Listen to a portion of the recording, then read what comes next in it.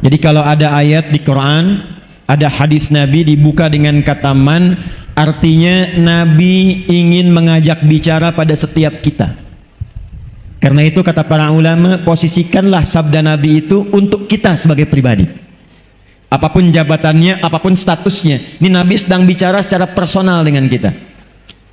Saya mau tanya pada ibu, bapak jangan dulu, karena bupatinya perempuan. Ibu kalau diajak bicara berdua dengan ibu bupati, senang tidak? Oh. Diberikan hadiah oleh ibu bupati secara personal, senang tidak? Ini Nabi ngajak bicara langsung kepada kita secara personal dan memberikan hadiah melebihi hadiah-hadiah dunia. Kata Nabi, man salaka tariqa, siapapun fulana, laki-laki, perempuan, besar, kecil, tua, muda, status apapun, salaka tariqa, yang menempuh perjalanan walau tidak mudah, bukan syariah tapi tariq.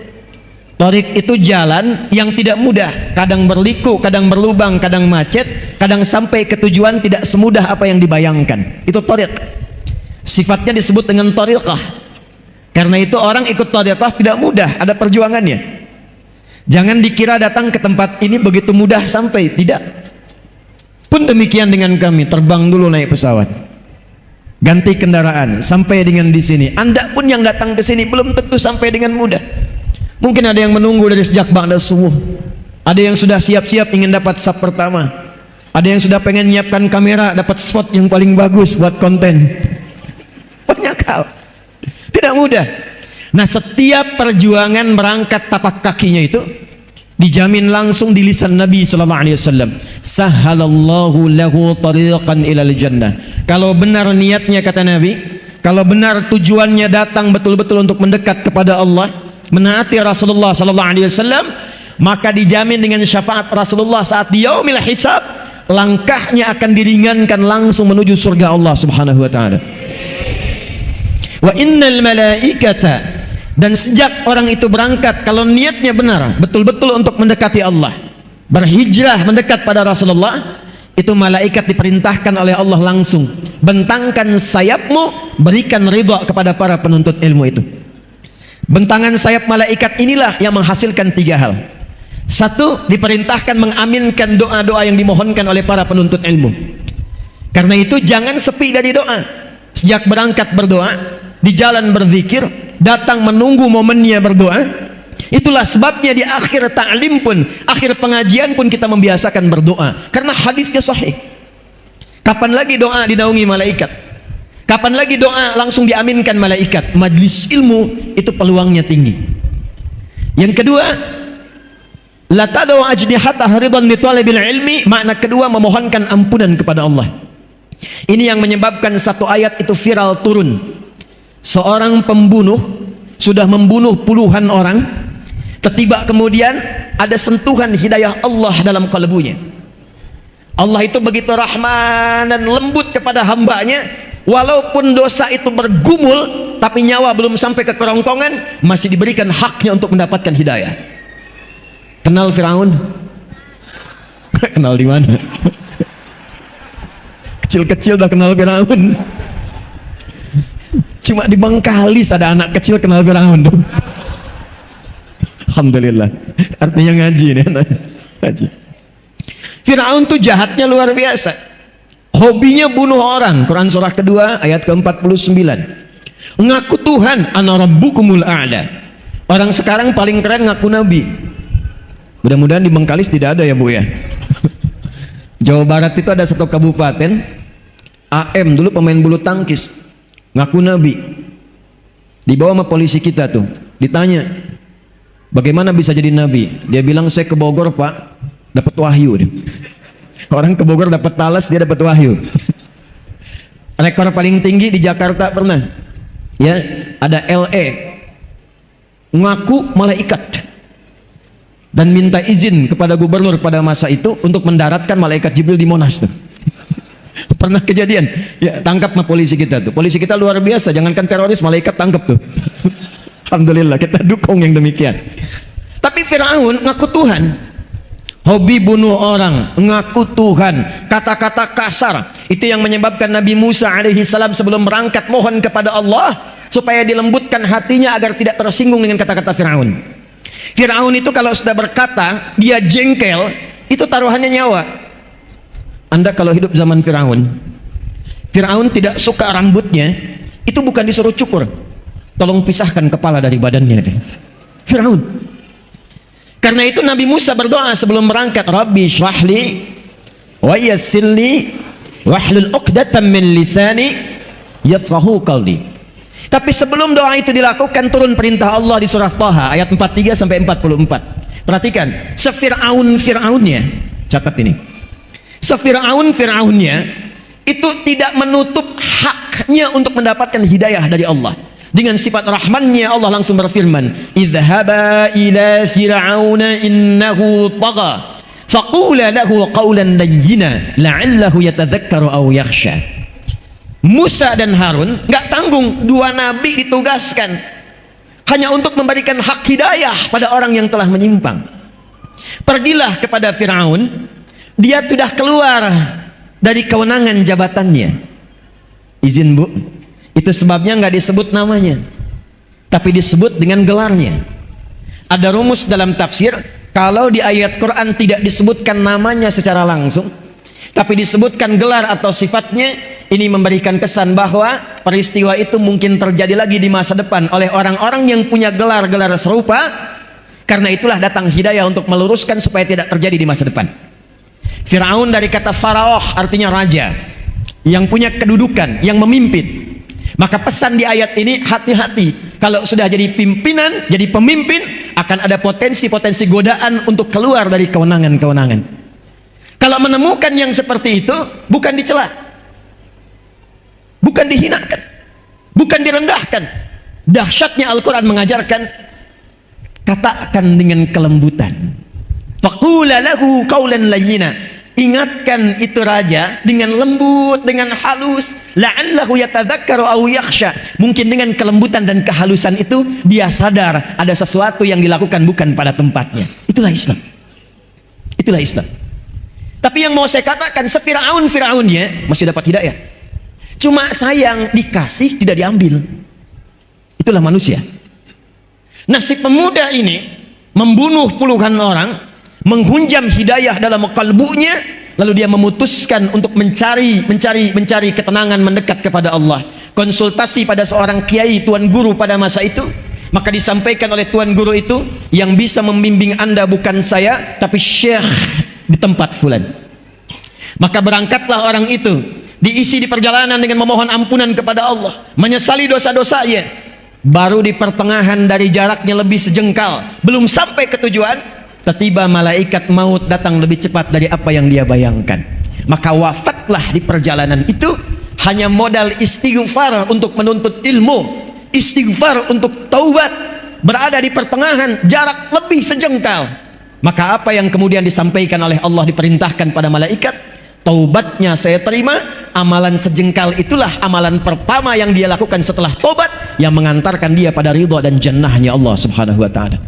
Turunlah Quran surah keempat An-Nisa ayat 100 untuk memberikan motivasi, termasuk penjabaran dari kisah ini. Wa may yuhajir fi sabilillahi yajid fil ardi muraghaman katsiran was'a wa may yakhruj min baitihi muhajiran ila Allahi war rasul. Perhatikan kalimatnya, thumma yudrikhul maut faqad waqa'a ajruhu 'ala Allah. Siapa yang berniat mengikuti spirit hijrah. Spirit hijrah bahasa Arabnya disebut hijriyah. Iya-nya untuk ikut, taknya untuk sifat. Hijrah itu peristiwanya. Saya ulangi, hijrah peristiwanya. Karakternya, sifatnya, tuntunannya itu tambah tak di ujungnya setelah ya nisbah. Kalau kita ingin ikuti spiritnya, membawa pedomannya, kita terapkan dalam kehidupan, maka rubah kalimatnya dari kata hijrah menjadi hijriyah. Kenapa kalender Islam disebutnya dengan hijriyah?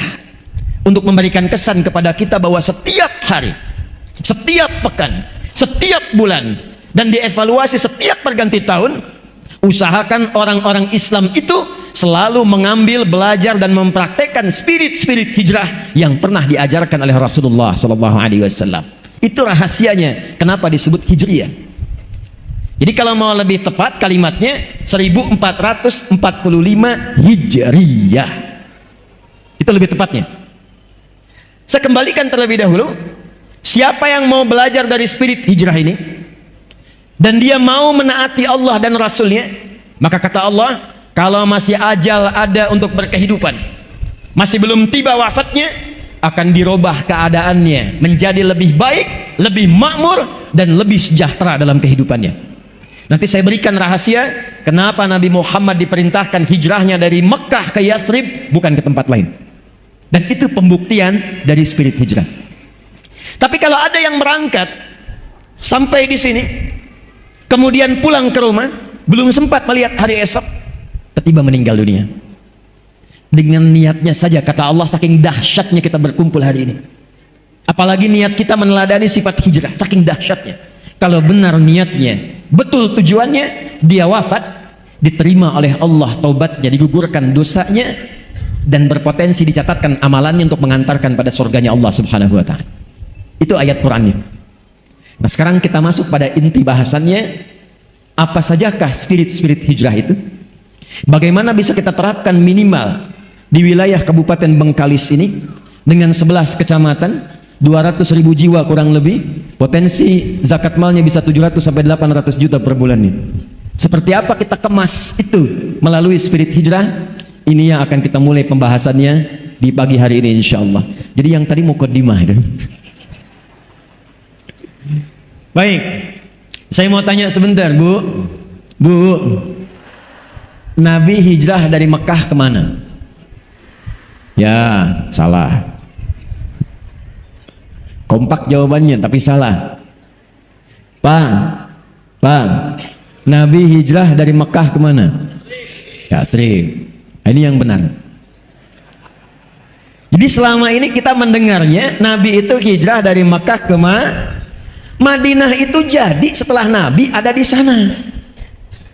Sebelumnya bukan Madinah, sebelumnya Yathrib.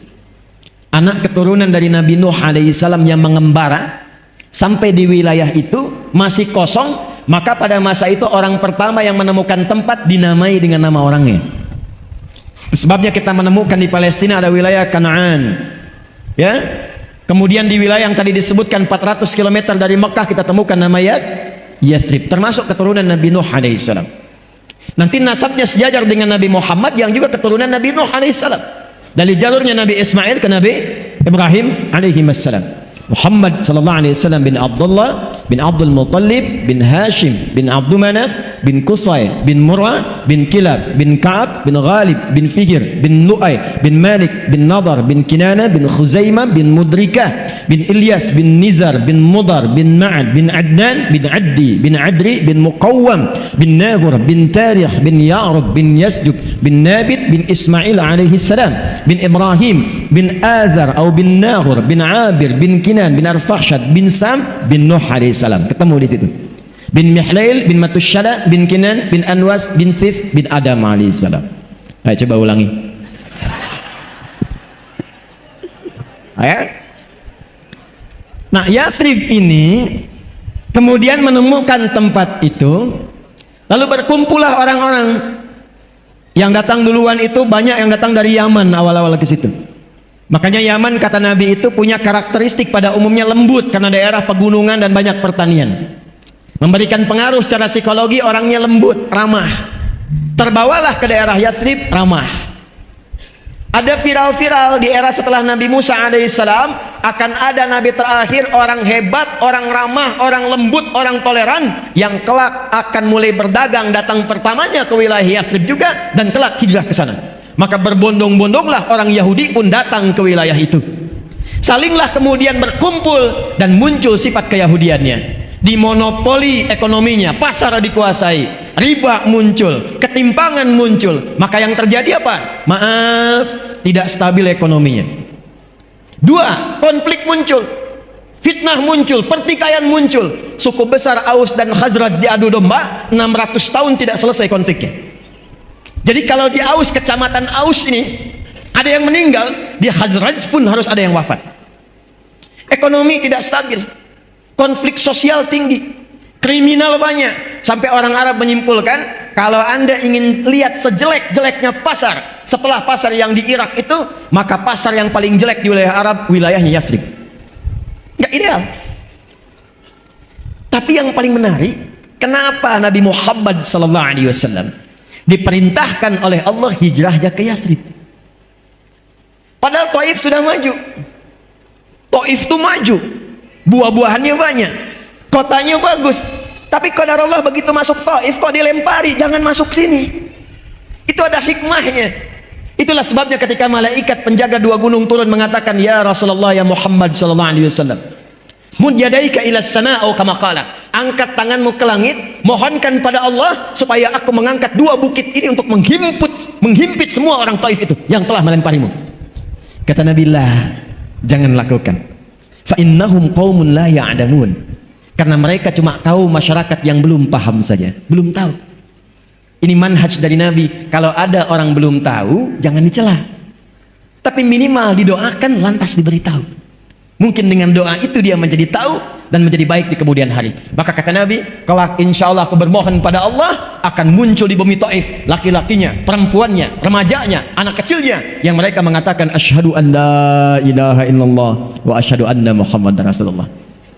Singkatnya, terjadi peristiwa Isra Mi'raj. Setahun setelah itu langsung berangkat ke Yathrib. Ini yang akan kita terangkan, ini yang akan kita bahas. Nabi dalam waktu singkat, kalau sekarang dibawa ke Indonesia 2 periode kepemimpinan lah Bu ya. Ya, 5 kali 2 10 tahun itu cuma 10 tahun yang tadinya terbelakang, tidak punya peradaban, konfliknya tinggi, ekonomi tertinggal, segalanya nggak nampak ideal, tiba-tiba berubah jadi suasana kota yang mencerahkan dan viral di antara Arab. Kalau mereka bertanya, mana pasar yang paling bagus? Itu tuh Madinah. Suasananya sudah berubah jadi kota. Mana orang yang paling jujur? Ada di sana, Madinah. Dari suasana terbelakang jadi suasana kota yang menginspirasi, yang mencerahkan. Dalam bahasa Arab, kota yang menginspirasi, mencerahkan disebut dengan Al-Madinah Al-Munawwarah. Itulah sebabnya diabadikan nama ini sampai dengan saat ini untuk memberikan pesan. Siapa yang ingin belajar menata kota yang tadinya terbelakang, mungkin tidak dikenal, mungkin belum ada pengetahuan yang hebat, mungkin belum stabil ekonominya, maka belajar dari spirit hijrah. Kalau benar dipraktikkan, maka dia bisa menjadi seperti kota-kota yang pernah dijelajahi oleh sahabat. Tidak ada satupun sahabat yang belajar dari kurikulum ini menginjakkan tapak kakinya di setiap tempat kecuali tempat itu maju. Lihat Andalus, Iberia, Spanyol, Portugal. Itu sebelum Ronaldo lahir. Pique muncul, Xavi muncul, Barcelona, Real Madrid, Sevilla muncul semua. Itu nggak ada apa-apanya, terbelakang. Kapan jadi maju, punya peradaban 7 abad. Ketika seorang gubernur namanya Musa bin Nusair memerintahkan Tariq bin Ziyad, Pangdam, Panglima wilayah provinsi Afrika Utara pada masa itu, berangkat ke Iberia. Rakyat Andalusia meminta untuk membawa nilai-nilai keislaman dipraktikkan di sana. Nggak nunggu waktu lama, selang beberapa waktu langsung jadi kota berperadaban. Peradaban Islam di Andalus. Eropa yang sekarang maju dapat dari mana pedomannya? Dapat dari mana tuntunannya? Yang Anda lihat sekarang Amerika, Eropa, ada Inggris kemudian, ada Belanda kemudian, ada Jerman kemudian, sampai bahkan ke Pasifik, ke Jepang. Dari mana semua tuntunan itu? Kalau jujur mau belajar sejarah, semua turunannya akan mengerucut kepada masa-masa keemasan di Spanyol yang terhubung nasabnya kepada nilai-nilai keislaman dalam hijrah. Cepat. Ada 3. Ada berapa? Ada 3. Yang paling pokok, yang bila ini dilakukan dan diterapkan di setiap daerah manapun, akan merubah daerah itu secara otomatis menjadi suasana kota yang mencerahkan. Bengkali siap? Bengkali siap? Takbir. 1. Tidaklah Nabi datang ke Yathrib sebelumnya beliau telah melakukan mitigasi dan riset, bahkan dibimbing oleh wahyu. Ini Bu, yang paling penting ketika diangkat menjadi bupati, berpartner kemudian juga dengan DPRD-nya, Forkompindanya, diriset mitigasi. Bagaimana karakter wilayahnya 11 kecamatan 200.000? Apa kecenderungannya? Bagaimana keadaannya? Bagaimana interaksi sosialnya? Maka ketika Nabi menemukan ada konflik yang dengan konflik itu tidak pernah menyebabkan stabilitas, sulit melakukan pembangunan, yang pertama dilakukan mempersaudarakan semua elemen yang ada di Yathrib itu sehingga semuanya mendapatkan suasana tenang, bahagia dan cahaya. Maka yang beliau lakukan dan tercatat dalam sejarah, akha bainal muhajirin wal ansar, akha bainal aus wal khazraj. Ternyata di Madinah ada pribumi, ada pendatang. Saya tanya, di Bengkalis ada pribumi tidak? Ada. Ada pendatang tidak? Jangan ada kesenjangan. Karena setelah Nabi datang nggak ada lagi istilah ini muhajirin, ini ansar. Cuma sifat saja. Yang ada adalah ahlul Madinah. Baik ada pendatang, bagus. Baik ada pribumi, bagus. Ketika kemudian keduanya dipersaudarakan dan sepakat dengan visi yang sama, bangun Bengkalis, makmurkan Bengkalis, sejahterakan Bengkalis, dan niatkan dengan niat yang benar, itu modal dasar untuk membangun suasana kota. Dan hebatnya orang pribumi sampai disebut ansor pada masa itu, ini dahsyatnya. Ansor itu mau menolong sedalam-dalamnya, saking dalamnya yang dimiliki pun bisa dibagi.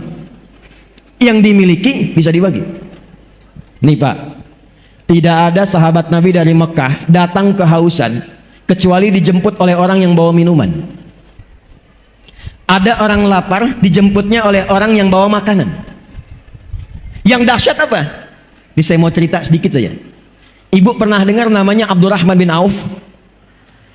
Kaya tidak? Tuh, sudah salah lagi deh.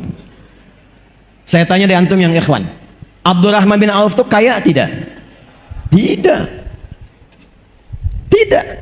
Kurang lengkap informasi sejarahnya itu. Abdurrahman bin Auf itu seorang sahabat tapi tidak kaya. Beliau itu sahabat yang kebangetan kayanya. Kaya itu baru level 1. Kaya itu biasa. Level 2-nya kaya banget. Level 3-nya kebangetan kayanya. Saya bulan lalu qadarullah dianugerahi honoris causa. Itu honoris causa yang paling serius, makanya saya terima. Beberapa negara banyak menawarkan, saya tidak menerima. Tapi di Universitas Muhammadiyah Jakarta ini, itu begitu ketat, begitu menantang, sehingga sepanjang perjalanan sejarah kampus cuma 2 orang yang dapat honoris causa. Satu Insinyur Soekarno, presiden pertama. Yang kedua Adi Hidayat.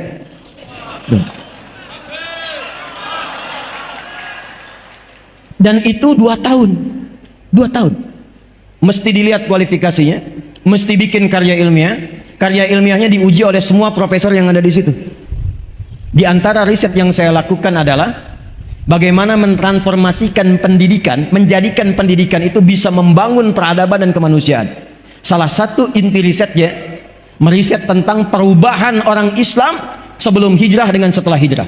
Saking kaya bangetnya Abdurrahman bin Auf, kebangetan kayanya, saya konversi nilai kekayaannya. Kalau dulu dikonversi ke sekarang, itu jumlahnya sekitar 72.000 triliun.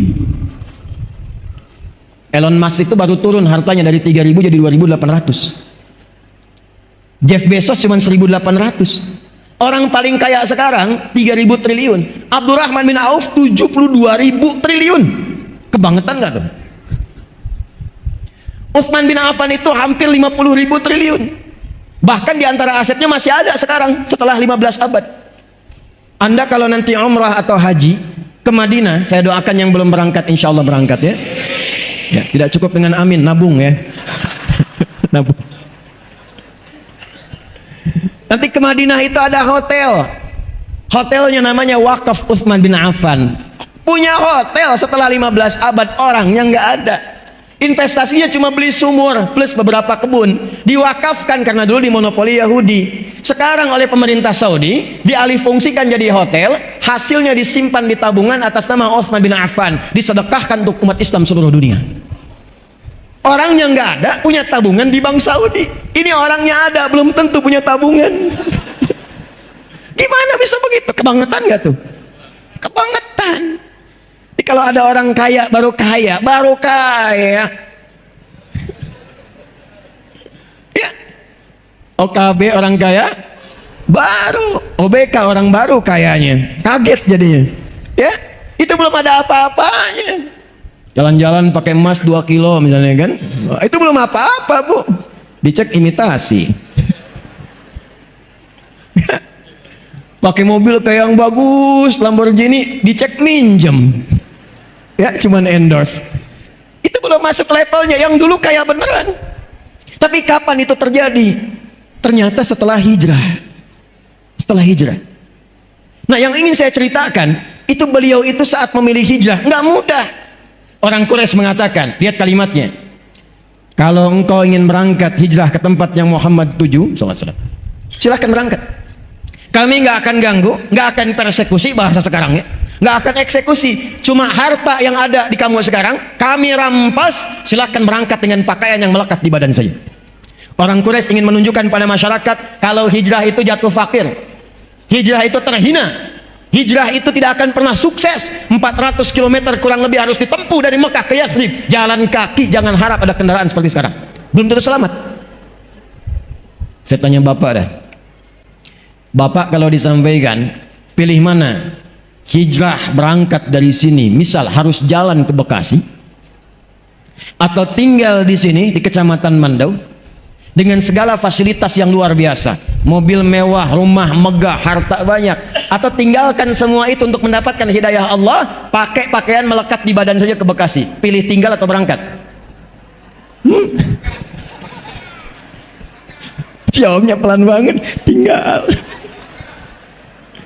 Emang nggak mudah. Nanti kita lihat kuncinya apa. Ternyata Abdurrahman bin Auf memutuskan, saya berangkat. Nanti kita akan belajar pada kunci yang ketiga. Kalau ini ada dalam jiwa kita, dunia kecil. Lewat semua. Kuncinya 3. Nanti yang ketiga itu yang akan kita ambil. Tapi yang dahsyat, istri ditanya bu. Karena memang kalau masalah hijrah, suami istri itu kadang-kadang juga belum tentu sama semua. Istrinya ditawari, tenang bu, maaf ya, saya ke perempuan dulu, ke akhwat. Kata orang Quraisy, kalau kamu ikut suami, pakai pakaian yang melekat di badan saja, silahkan berangkat, belum tentu selamat. Tapi kalau kamu memilih tinggal di Mekah, kami berikan semua harta suamimu, kami jamin keamananmu, dan kami berikan kesempatan pilih laki-laki manapun terbaik di Mekah ini untuk dinikahi, kami fasilitasi pernikahannya. Tenang ya pak, tenang bu. Anggap suami bapak nggak ikut saat ini. Kalau ibu ditawari seperti itu, silahkan berangkat dengan pakaian yang melekat ikut suami, atau tinggal di Bangkalis ini, semua harta suami diberikan, difasilitasi, boleh nikah manapun pria yang diinginkan, difasilitasi oleh pemerintahan setempat. Ibu kalau ditanya demikian, saya tanya, ikut suami atau tinggal? Jujur. Masa? Aduh, kemarin uang bulanan telat aja langsung bikin status. Engkau tidak seperti yang aku kira. Nggak nyangka ya, padahal nyangka tuh. Ternyata istrinya memilih untuk tinggal. Ya ini belum selesai kisahnya. Nih Ansor bu, Pak Ansor, nanti saya turunkan ke program ini maksudnya. Begitu berangkat, sampailah kisah ini viral sampai ke Yathrib. Dijemputnya oleh orang paling kaya yang ada di Yathrib, yang kebun kurmanya paling banyak, asetnya paling banyak. Dijemput, kemudian ditawari, karena beliau menyimpulkan, belum tahu nih, punya sesuatu dalam hatinya, belum tahu. Beliau menyimpulkan kalau orang pernah kaya, tiba-tiba jatuh fakir, maka akan kesulitan mengelola gaya dan karakternya. Karena umumnya apa yang dimiliki seperti itu gayanya. Kalau cuma sepeda, naiknya naik angkot, turunnya kan menunduk tawadhu, setelah itu sedekah. Udah punya mobil bagus, pakai jas, gayanya kan beda. Buka pintu aja udah nggak bisa. Udah lain. Nah itu rumusnya dalam fisika bab gaya, F1 sama dengan F2. Apa yang masuk itu yang keluar. Tapi kan belum selesai, ada namanya hukum Pascal, hukum tekanan. F berbanding lurus dengan P, gaya berbanding lurus dengan tekanan. Semakin banyak gaya, semakin tertekan hidupnya. Itu yang menyebabkan orang banyak gaya itu banyak tekanannya, padahal kredit mobilnya. Ya, itu yang menyebabkan goncangan di kehidupan public figure. Ya, kalau nggak ada bimbingan yang tadi, disimpulkan jangan-jangan sahabat saya begini. Sahabat, tawarannya sederhana. Akhil karim, Saudaraku yang mulia, kama qala, sami'tu annaka kunta ghaniyya. Saya dengar Anda pernah kaya. Kalau pengen kaya lagi, khudh nisfa mali, ambil setengah kekayaan saya. Bukan main-main. Saya dengar Anda ditinggalkan istri dan keluarga. Kalau pengen nikah lagi, pilih perempuan paling cantik di Yathrib ini, sekalipun keluargaku, aku fasilitasi pernikahannya. Gantian ya, Bu. Tenang. Ini wajahnya udah nunggu masalahnya. Kalau antum para ikhwan ditawari demikian, ketemu orang mengatakan, kalau pengen kaya, ambil setengah kekayaan saya. Kalau pengen nikah lagi, saya fasilitasi dengan siapapun, dan pilih yang paling sesuai menurut Anda. Pertanyaan saya, anggap istri nggak ikut. Kalau antum ditawari demikian di posisi Abdurrahman bin Auf, antum memilih diterima atau tidak ditolak sama sekali? Sebab saya percuma tawarin ditolak juga, saya tahu jawabannya. Karena belum mantap nih yang dimiliki Abdurrahman bin Auf itu dalam jiwanya, yang dilatih oleh Nabi, yang nanti kita akan bahas. Begitu ditawari, kata Abdurrahman bin Auf, jazakallahu khairan, atau kama qala, semoga Allah berikan pahala kepada Anda. Kalau ada yang menawari kebaikan, sekalipun kita tidak bisa mengambilnya, minimal doakan dalam kebaikan lagi. Arini ainal aswaq, cukup tunjukkan kepadaku di mana pusat bisnisnya, di mana pasarnya. Cuman dalam 2 tahun mempraktekkan apa yang Allah kemudian bimbingkan lewat Rasulullah, berubah jadi orang terkaya nomor 3 di Yathrib. Cuma dalam 3 tahun menjadi orang terkaya nomor 1 di Yathrib, dan jadi orang paling hebat di masanya dalam hal kekayaan. Apa yang dicontohkan oleh Nabi, mempersaudarakannya itu, Bu, Pak. Maka bagaimana cara prakteknya? Saya pernah menyampaikan rumusan ini di beberapa kota, kabupaten dan provinsi di Indonesia, dan hasilnya cukup signifikan. Bu, Pak, pemangku kepentingan, ada hadis Nabi memberikan isyarat akan tiba satu masa, pasar-pasar itu diaksesnya akan sangat cepat sekali. Bahasa kitanya akan muncul era digitalisasi. Pada masa itulah terjadi, kata Nabi, taqarrubul zaman. Masa itu begitu singkat, setahun kayak sebulan, sebulan kayak sepekan, sepekan kayak sehari, sehingga semua cepat, mudah diakses. Sekarang saya ceramah, sekarang bisa diakses di Amerika, sekarang bisa diakses di Saudi Arabia, cepat sekali. Maka manfaatkanlah teknologi itu buat program. Contohnya Amin Ansor Muhajirin. Mitigasikan 11 kecamatan siapa yang sudah matang masuk kualifikasi Ansor. Klasifikasikan kelas menengah ke bawah itu dalam klasifikasi Muhajirin. Bikin aplikasi, masa nggak ada yang bisa satupun 200.000 orang? Hire seorang datang, bikinkan aplikasi. Dari situ buatkan tagline-nya Amin Ansor Muhajirin.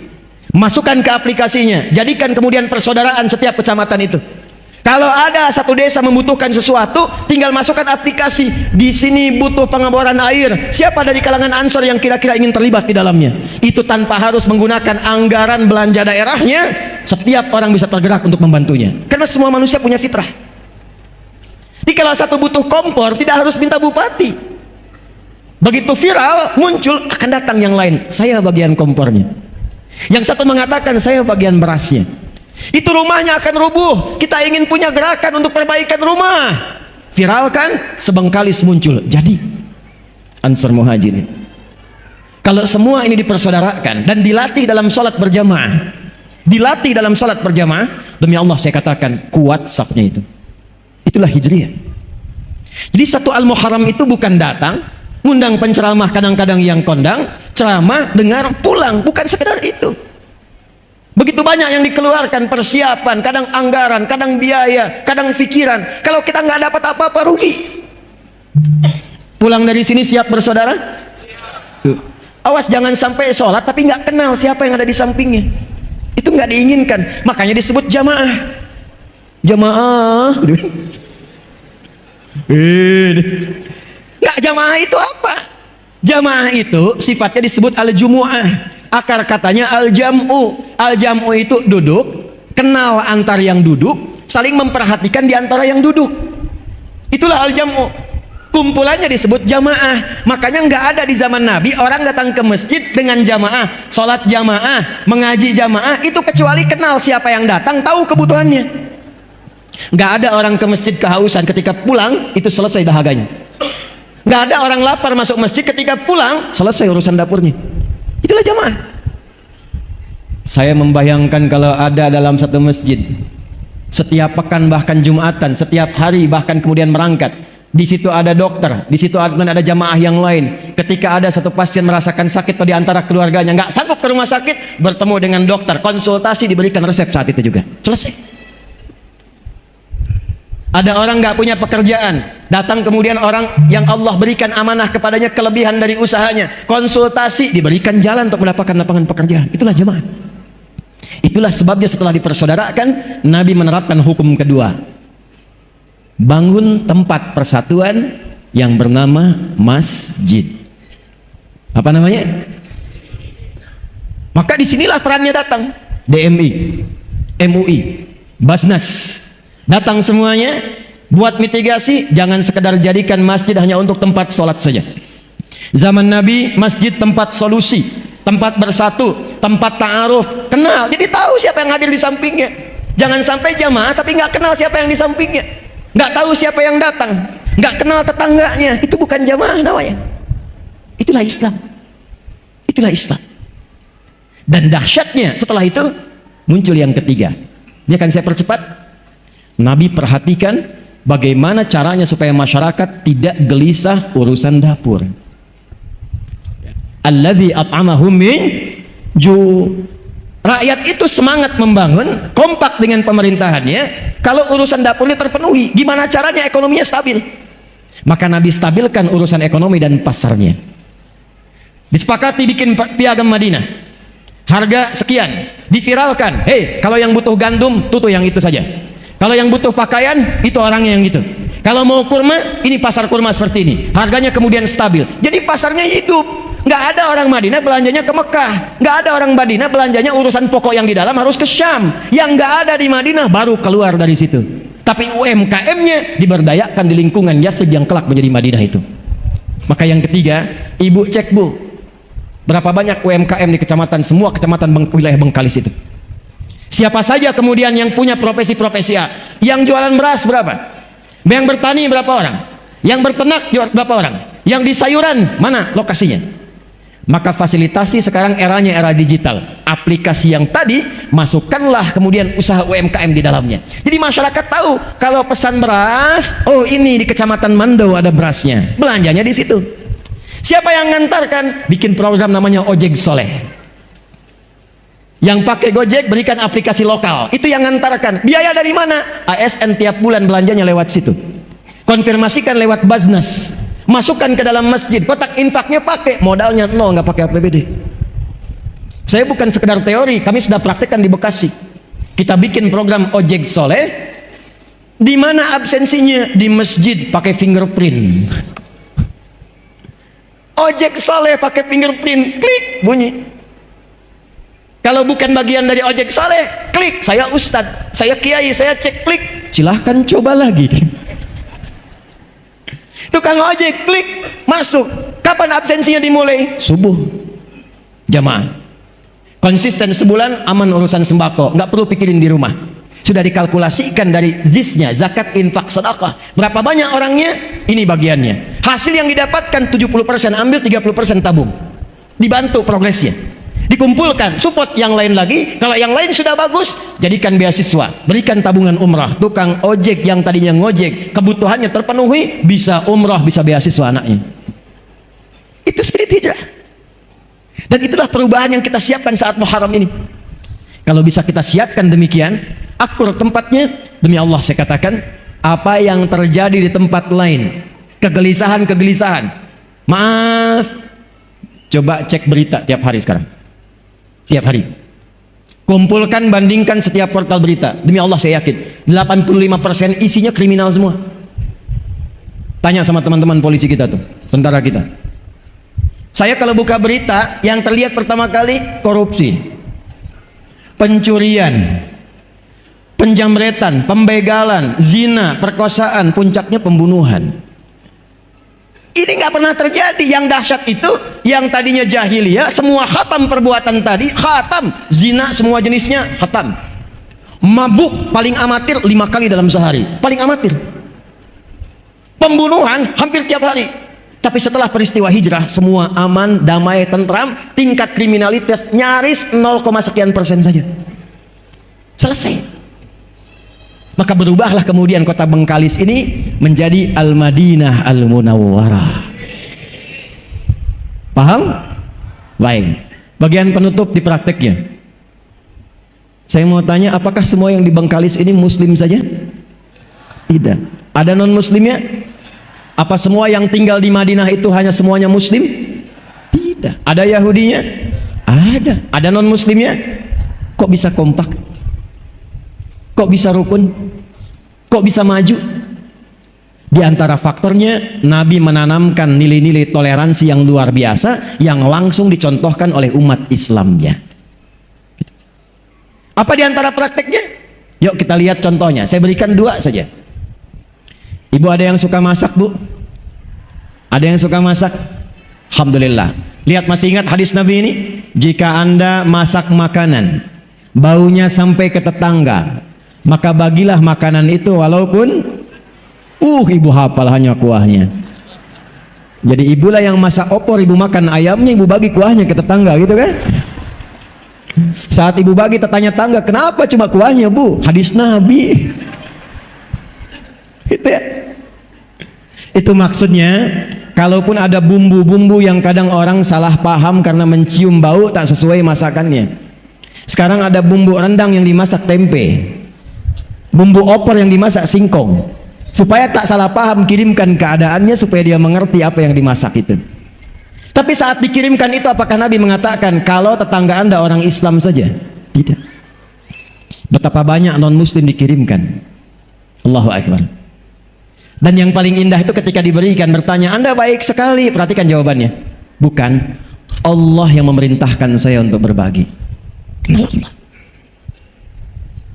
Anda masak, tetangganya mungkin bukan yang muslim saja, ada yang Kristen, mungkin Hindu, mungkin Buddha. Masak, datangi. Anda sampaikan begitu keluar, pagi Bu, ini kebetulan saya masak rendang 1 panci. Ibu baik sekali. Bukan, Allah yang memerintahkan saya berbagi.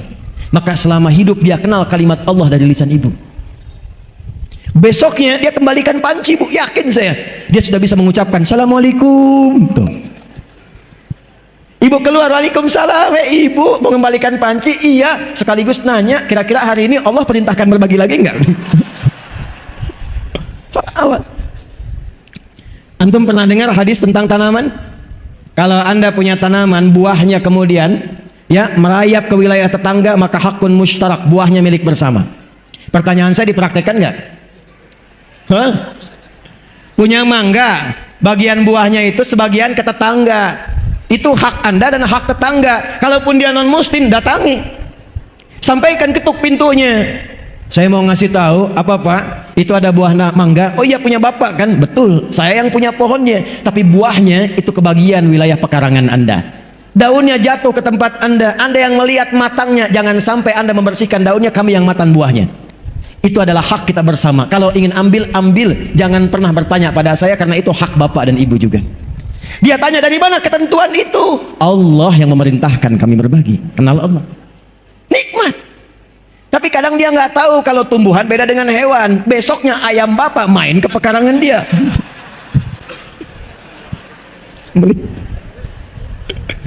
Dia datang siang-siang ketemu Bapak. Masya Allah Pak, Tuhan Bapak itu luar biasa katanya. Kemarin kami dikirim mangga, sekarang dikirim ayam. Itulah keindahan. Baik, saya kira tidak banyak yang ingin saya sampaikan. Yang penting poin-poin hijrahnya yang kita siapkan. Jadi sekarang saya ingin membawa resolusi kesepakatan bersama demi Bengkalis yang kita cintai ini. 1, siap bersaudara? Saya tidak ingin mendengar lagi ada orang bertikai di Bengkalis ini. Ada orang yang mengambil hak orang lain. Ada pembegalan di Bengkalis ini. Kalau kita sudah kompak menyiapkan persaudaraan, tunjukkan, berikan inspirasi lewat kegiatan di pagi hari ini ke seluruh wilayah Indonesia, bahwa Bengkalis akan memancarkan cahaya-cahaya kemuliaan sehingga menjadi suasana kota yang menginspirasi dan mendapatkan satu predikat baldatun thayyibatun wa rabbun ghafur. 2, pemerintah dan masyarakat kompak. Hadis Muslim nomor hadis 1855. Perawinya namanya Auf bin Malik Al-Ashja'i. Diriwayatkan oleh Imam Muslim, dicantumkan dalam salah satu kitab sahihnya. Kalau ingin kompak, maka kata Nabi rumusnya sederhana, hadisnya sahih. khiyaru a'immatikum man tuhibbunahum wa yuhibbunakum wa tusalluna alaihim wa yusalluna alaikum. Kalau Anda ingin menemukan pemimpin-pemimpin yang baik, bupatinya baik, wakilnya baik, DPRD-nya baik, ya, kemudian apalagi Kapolresnya kemudian baik, Polseknya baik, kemudian di TNI-nya, Kodimnya, kemudian dan Ramilnya baik sampai ke bawahnya, kuncinya satu. Kata Nabi, berusahalah untuk saling mendoakan sehingga tertanam rasa cinta di dalamnya. Doakan beliau-beliau ini, karena hisabnya tidak mudah, tidak ringan, Bu. Ada orang kepleset di salah satu kecamatan, yang dihisab Pak Camat, laporannya Bu Bupati. Tidak mudah, didoakan. Dan ketika doa disampaikan oleh jamaah, sampaikan jamaah, hidayah Allah diturunkan. Datang ulama-ulama yang baik dari MUI-nya, DMI-nya, Basnasnya, duduk sama-sama bagaimana caranya memberikan kemaslahatan pada masyarakat. Ibu pun mendoakan, bapak mendoakan. Kalau sudah saling mencintai, maka dilanjutkan. Itulah yang akan menjadikan semua dikumpulkan dalam kebaikan, yang bahkan doa pemimpinnya sulit untuk ditolak oleh Allah Subhanahu wa taala. Kalau Anda kembali, ada masjid, ini sebelum saya tutup, ada masjid tapi nggak ada jamaahnya, tolong data siapa saja tetangga-tetangga muslim yang muslim, siapa saja tetangga masjid yang muslim. Tidak usah diceramahi, tidak usah dimarahi.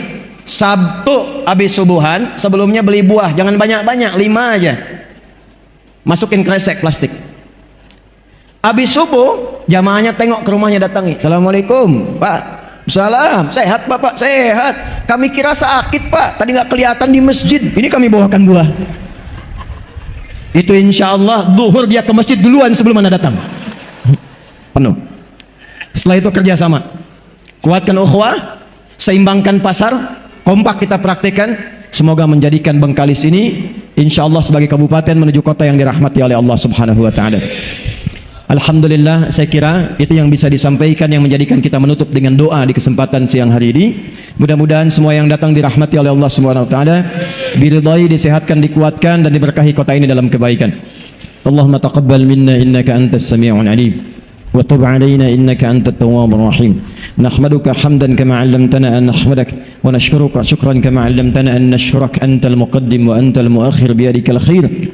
إنك على كل شيء قدير. ربنا نصلي ونسلم على حبيبك الكريم رسولك المصطفى الأمين سيدنا محمد وعلى آله وصحبه أجمعين.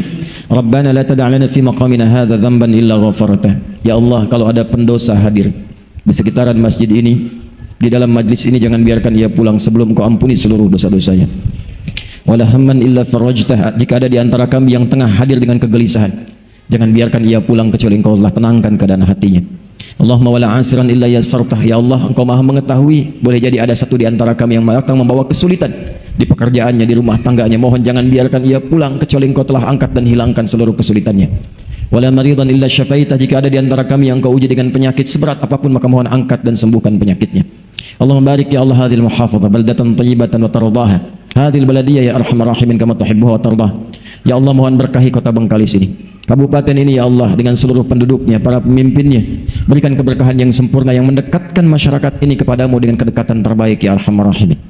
Allahumma ya rabbal alamin ati anfusana taqwaha wa zakkiha anta khairu man zakkaha anta waliyuha wa maulaha alif baina qulubina wa jannibna minat tafruqah. Ya Allah, lembutkan hati kami untuk bersatu dalam kebaikan, jauhkan kami dari perpecahan. Mohon jaga negara kami Indonesia ya Allah dalam keadaan bersatu, baik, tercerahkan, makmur seperti yang Kau ridai. Jauhkan kami dari perpecahan ya Allah yang menuju pada keterpurukan. Ihfadz ya Allah ulama'ana waj'alhum mukhlishina lakad-din. Ya Allah, mohon jaga dan berikan hidayah pada para ulama kami. Tuan guru kami adalah ikhlas dalam berdakwah, mencerahkan, menyatukan umat, mengajarkan kebaikan-kebaikan yang mendekatkan kepadamu dan Rasulmu sallallahu alaihi wasallam. Rabbana atina fid dunya hasanah wa fil akhirati hasanah wa qina adzabannar. Wa sallallahu ala sayyidina Muhammad wa ala alihi wa sahbihi ajma'in. Wa akhiru da'wana subhanakallahumma wa bihamdika asyhadu an la ilaha illa anta nastaghfiruka wa natubu ilaik. Walhamdulillahi rabbil alamin.